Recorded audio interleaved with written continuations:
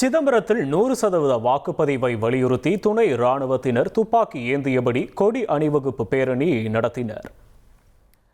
DSP DK. Chowdhury தலைமையில் 50 துணை இராணுவத்தினர் பேரணியாக சென்றிருக்கின்றனர். சிதம்பரம் காந்தி சிலையிலிருந்து எஸ்பி கோவில் தெரு, தெற்கு வீதி, மேற்கு வீதி, வடக்கு வீதி, கிழக்கு வீதி வழியாக பேருந்து நிலையம் வரை 3 கிலோமீட்டர் கொடி அணிவகுப்பு பேரணி நடைபெற்று இருக்கிறது. இதில் சிதம்பரம் நகர போலீசாரும் கலந்து கொண்டிருக்கின்றனர். அந்த காட்சிகளையே தற்போது பார்க்கிறோம்.